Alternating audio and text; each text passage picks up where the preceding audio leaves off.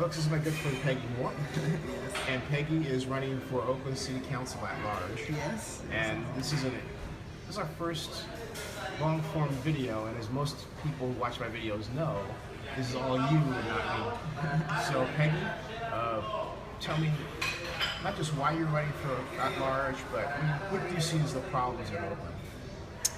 Well, you know, I think the problems in Oakland are really complex, but I really, my frame of conscience is not always about the problems of Oakland, more about the opportunities for Oakland. So I think that's where we spend too much of our time is, what are the problems, and we forget about all the great stuff that is happening in Oakland, and I think that it's okay to lift that up. It doesn't mean that we're not addressing the problems, because we're always going to address the problems. And if you think about it, the problems really haven't changed. You know, housing is an issue, which actually has intensified a lot. You know, jobs for people are issues, so we need to be able to have more employment for Oaklanders to be able to not only but live and work here, but you know, also just, you know, basic stuff. I mean, as you know, we do have some initiatives on the ballot to address infrastructure, and that's a big deal, dealing with potholes up and down our city, making sure our communities are clean and bright. But when you think about these types of things, this is not new. We've been talking about blight, we've been talking about dumping, we've been talking about graffiti, we've been talking about this stuff for several years. And it seems to still be slow moving, not some tough decisions to be able to say we need to get things done. The get done piece is what I find is missing. And I think that one of the ways to be able to do that is to really kind of differently engage the community. I'm always fascinated, you know, being in the mayor's office for this past a year and a half now. It's my first time being inside of government, and what I've learned is just fascinating. Number one, I believe that we have some incredible employees that work with us. Lakeshore Ave? Oh, yes, absolutely. Got to get this. Yeah. Folks, you ever come to the Lakeshore Cafe, 3257 Lakeshore? Yes, this is the place. Look at this, right? Hey, love the glasses. Wow. Yes. This is the stuff. Oh, thank you. So seems like a lot of food here now for two people, man. This is crazy. Anything else right now? I think I'm fine, thank you. We're great. Enjoy your meal? Cool. Yeah, Cool. appreciate you. Yeah, thank you. See what you're saying. I think I was just talking about, I can't remember where I was when all the food came into the place. That kind of just took me away. You were saying that you're talking about that everyone focuses on Oakland's problems, as opposed to the fact that there's a lot of good things going on, really like is. this food. Yeah, like this food for sure. One of many, many great restaurants in the area. Right. And then you talked about initiatives on the ballot. Initiatives. Well, actually, I tell you where I left off. I left off talking about the employees at the City of Oakland. I have to say that was has been one of my greatest opportunities. You know, even before coming to the city, I had done work for the city, with the city, and so I knew a lot of the people who worked there. But to work inside the city government, and the commitment that a lot of people have that work in the city is priceless. And I don't even think that gets lifted up enough. But even with all of that, we have challenges, we have opportunities, we have ways that we can be more efficient in how we deliver our services and products. You know, I'm still studying even more around the building department. I hear a lot about issues in that area. You know, I haven't did a deep dive in that yet, but it's not an issue that is new. It's something that's been going on for a long time. People have complained about the building department. And I don't know and don't have an answer around that, but I am interested in how can we make our permitting and everything that we do more efficient. So where are the sticking points there? And I look forward to really kind of just seeing what that is. You know, coming from the Obama campaign, which was so innovative, and I'm an old school organizer and campaigner, so when Obama came in, I was like, what are you doing with your phone list? You can't take that home, bring it. You know, I was kind of protective. Yeah. But what I learned is once we let go and encourage people to vision and encourage people to like do their best in something, go for it. What would you come up with? We had so much stuff that we learned through that process. We was able to touch so many people and make a space for people to feel that they can be engaged. What was the aha moment when you said, doggone it, I'm going to run? Where was that? You know, to be honest with you, the aha moment for me was at the Democratic Convention. Oh, really? Okay. So I had the opportunity, for the state of California, I'm very proud of this, is I was actually the captain whip for the whole delegation for California. And so, and it was such an honor to be able to do it, but it was a tough job. You know, California. What that entail? So let me tell you what it entails. So here we are, California, largest delegation period, right? 551 people. My responsibility was to make sure that I had people there voting when I need to have them to vote. And also to make sure I managed that roll call that happened on that Tuesday. So if you can imagine that roll call, I'm sitting in the fire, I'm in the pit of the fire, and all statewide, the governor and everybody's right there with me. All the media cameras are on me, and I have to make sure everything stays in order. I have to make sure that, you know, Governor Brown makes the announcement right on time, and that it's excited and all the right people in place. It sounds like herding cats. It's herding cats, dogs, all kind of things, right? Because it's not California's got some of the biggest cats in the country. We got some for sure. But let me so it also, California, what was so great about California, very competitive state for Bernie and Hillary. Okay? And so in our delegation, we had 221 Bernie folks in the delegation and 330 Hillary people. And we had a lot of folks from the Bernie side who had never gone to a convention before.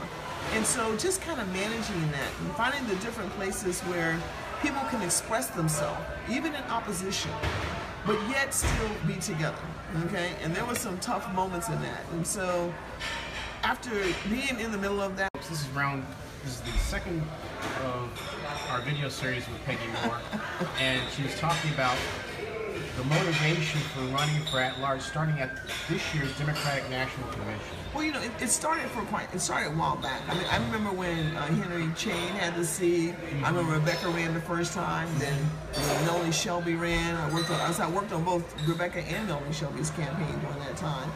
And then Rebecca finally won once Henry got out the seat.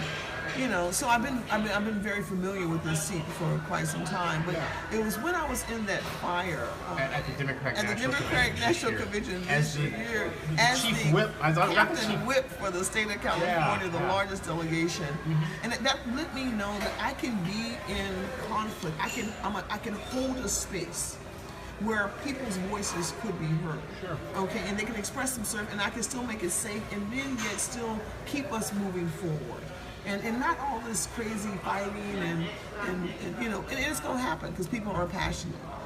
But that was a point for me which helped me to realize I could do the job, right? Because sometimes you need to be that container of conflict and knowing how to keep things moving.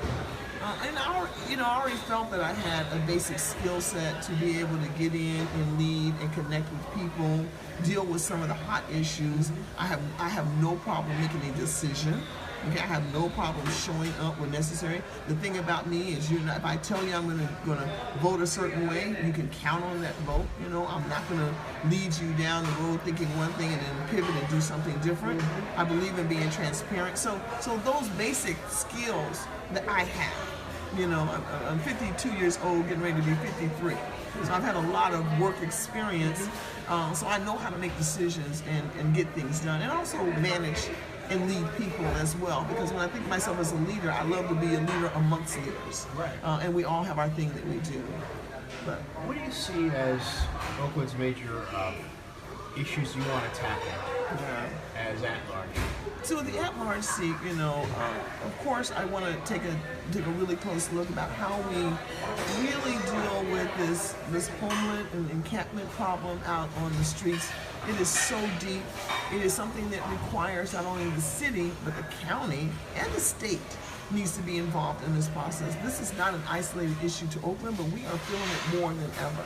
And everywhere we go, in places that we haven't seen, you know, people camping out on the freeways and on mediums and up under freeways, it's heartbreaking. Is anyone doing a count as to how many people there are? I think there are. I think the county is doing that count, but I don't know what that number is. But just visually, I'm not sure. I think that's something we should check in with the county with.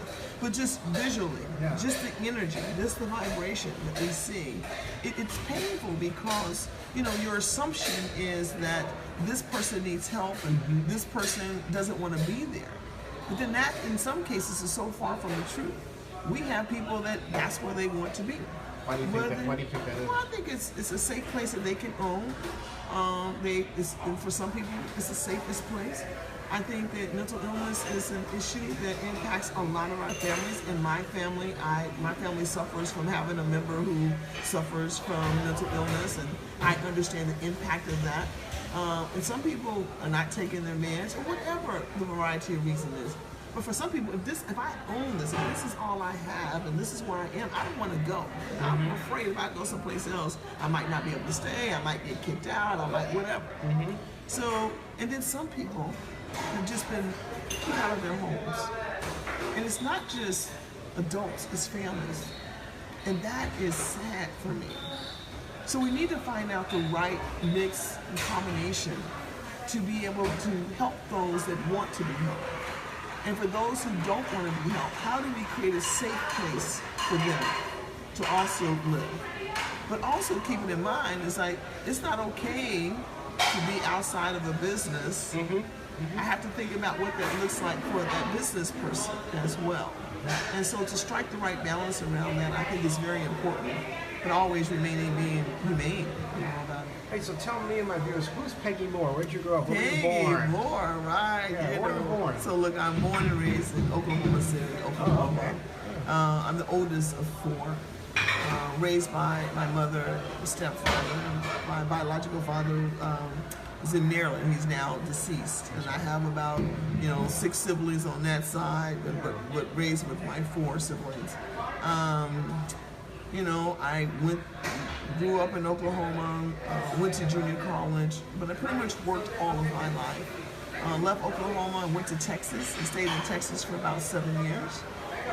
And then I left Texas, and then I discovered California. I came out for vacation, and then when I came out for vacation, I decided this is the place that I wanted to be because I could actually fully express myself. Be yourself. Yeah, completely. And that was as a young lesbian coming out, not quite sure what all of that meant. But in San Francisco, in the Bay Area, I never will forget one of my mentors. Her name is Sydney Weinstein, and hairdresser in San Francisco, heterosexual woman, just fabulous. She took me to my first lesbian wedding. And it was like one of the first things I did when I came to town. And that was like 20 plus years ago. Yeah. This is before it was legal, but it was really just love, right? Anna and Ayana, never will forget it. Walked into the room, it was young lesbian from Oklahoma, 100 black women of color, majority black. Right. I was like, where am I? Oh my God, heaven must be like this, right? Did you meet Bitch? No, not there. She's the oldest. She's like 79, I think. Wow. Yeah. Oh, yeah, but I know some. Yeah. I know some lesbians. Black lesbian. Yeah. But that's another story for another time. Yeah, definitely. So it was that moment where I felt whole. I felt like the stereotypes of what it was like being gay and lesbian was really just completely different for me. Because this was a body of women who had children and families and educators and professionals and people who were doing their life and fully engaged, right? And then I left the wedding and I was like, okay, where are they? Where can I find the people? And it was that moment where I recognized that so many people in the community really chose not to come out or couldn't come out for a variety of reasons, whether it's because of their job or because of their children or their own personal struggle about being out. But it was because of that I knew that I had to be out, not only for myself, but for those who couldn't come out. I had to be a voice to say, yes, we do have some strong, dynamic, beautiful black lesbians that are around. And that's something that I carried with me in my organizing the whole time. So, tell my viewers, what does the at-large council member do? Very Because I tricky get question. asked that question, Yeah, I mean, I think right now what we see the at-large council member doing is being an additional vote on the council. So you got, 8 council members. They vote on issues that are important to them. They advocate for different areas. And we have usually the at-large person sits in a lot of regional tables, but also in some of those regional tables, it kind of rotates. It's kind of automatic rotates. So it's not as if you actually get it because of any reason except for being in rotation. Yeah. But I think what the at-large seat could do, it could be the seat that actually fully engaged. And people think that engagement, don't give enough credit to engagement, but it is so powerful in terms of how it does a collective voice for our whole community. You know, I will hold community meetings, and I think that's one thing that we haven't seen from the at-large seat. And you know, it's been 8 years now. You know, and so we were studying, like, has there been any community seats, any meetings? I mean, in the course of 8 years, you will see and feel my presence on the ground. You know, I will be the person that helped be the partner to the council members that are already. Right. But you know, these districts are large. We got 450,000 people in Oakland, right? And you want to dice that up between 8 people? That's you know, that's a lot to cover. So how can I be a supportive voice and leader and listener for our community to be able to help balance out? Because sometimes I might have somebody in District 1, all they're hearing about is District 1, then I got somebody in District 5, all they hear about is District 5. My responsibility is to be able to offer the balance across the board, okay, so we can make better decisions to better serve Oaklanders. Shifting gears, what do you think of the Celeste Squawk issue? This who? Celeste Squawk and the police issue. Oh, that's devastating for me. It's just heartbreaking for me. You know, as a woman who was a victim of incest herself. I didn't know about. Yeah, and it's really one of those things that you don't talk about because you just work. And you are a cyber, but I feel like my story is not much different than a lot of women's story. So when I think about this, and I think about the victim involved, I just think we can do so much better. I think that my intention around it is to really be a voice for the women, the girls that are out there who are not quite sure about who they are or why they're there, and there's no one answer why people find themselves in this position. So I want to embrace this young woman. I want us to really see her. She is the victim in this case. And so it's just, I don't understand all this moving to Florida and coming back, and it just doesn't feel right to me. It feels a little, and it leaves people suspect, right? And, but I do appreciate the direction that we've gone in terms of, you know, releasing these police officers, firing them, you know, beginning to put charges against them. You know, we're talking about an institution that's been around for a very long time, that's deep into the walls, into the soil, and this is always going to be one of those things that we're going to have a hurdle. It's going to be a hurdle getting over, dealing with the different dysfunctions of the police department, and at the same time lift up all the good stuff that is happening for change, right? So, tell them how to support you. Look, my name is Peggy Moore. This is something I am excited about, is being your representative for City Council at large. I want to hear your voices. I want to listen to you. I want to be the leader that you feel that you can connect with. I want to be able to engage across the city. There's way too much stuff going on, and I want to bring more light to the work that is happening. So vote Peggy Moore. My office is on 2801 Broadway, moreforoakland.com. Please come and get involved. This is not just my campaign, this is our campaign. So join us. Peggy, it won't be the last time, but thanks. Thank you.